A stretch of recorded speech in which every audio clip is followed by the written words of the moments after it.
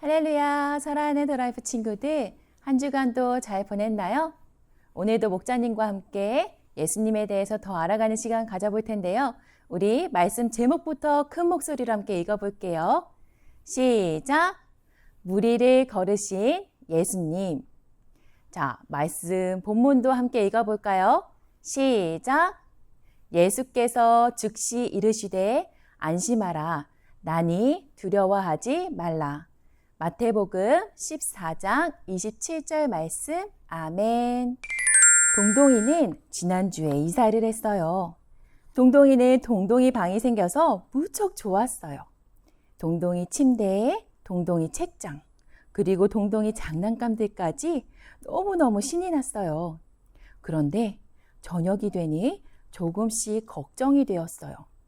왜냐하면 동동이가 이제 엄마 아빠랑 떨어져서 동동이 방에서 혼자 자야 했거든요.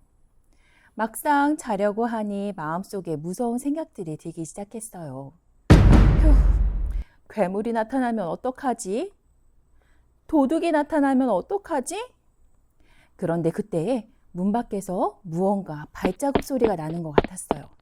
그리고 그림자가 쑥 하고 나타나는 게 아니겠어요? 누굴까 동동이는 무서웠어요. 그런데 알고 보니 그건 바로 아빠였어요. 휴, 동동이는 아빠를 보니 안심이 되었어요. 아빠가 함께 있으니 더 이상 무섭지 않았어요. 친구들도 이런 경험이 있나요? 오늘 말씀 속에서도 무서움에 덜덜 떨던 제자들에게 짠 하고 나타나신 예수님의 이야기를 만나볼 텐데요. 과연 예수님은 어떤 모습으로 제자들에게 나타나셨을까요? 우리 함께 말씀 속으로 들어가 볼게요. 말씀 속으로 출발! 예수님의 제자들이 바다 건너편에 있는 마을로 가기 위해서 배를 타고 바다를 건너가기 시작했어요. 영차! 그런데 항상 제자들과 함께 계시던 예수님이 보이지 않네요. 예수님은 어디 계신 걸까요? 예수님께서는 제자들을 먼저 보내시고 따로 기도를 하시기 위해서 산으로 올라가셨어요. 제자들이 탄 배가 바다 한가운데에 갈 때쯤엔 이미 날이 저물고 밤이 되었어요. 깜깜한 밤이 되니 바다에 큰 바람이 불기 시작하고 파도가 높아지기 시작했어요. 그런데 그때 제자들은 바다 저 건너편에서 무리를 걸어오고 있는 누군가를 보았어요. 제자들은 그 모습을 보고 유령인 줄 알고 깜짝 놀라서 소리쳤어요. 유령이다! 누구였을까요? 유령인 줄 알고 무서워서 덜덜 떨던 제자들에게 예수님께서는 즉시 이렇게 말씀하셨어요. 안심하라. 나니 두려워하지 말라. 예수님의 목소리를 들은 베드로는 예수님께 이렇게 얘기했어요. 예수님이시라면 저를 무리를 걸어 예수님께 갈 수 있게 해주세요. 예수님께서는 베드로가 무리를 걸어서 예수님께 올 수 있도록 허락해 주셨어요.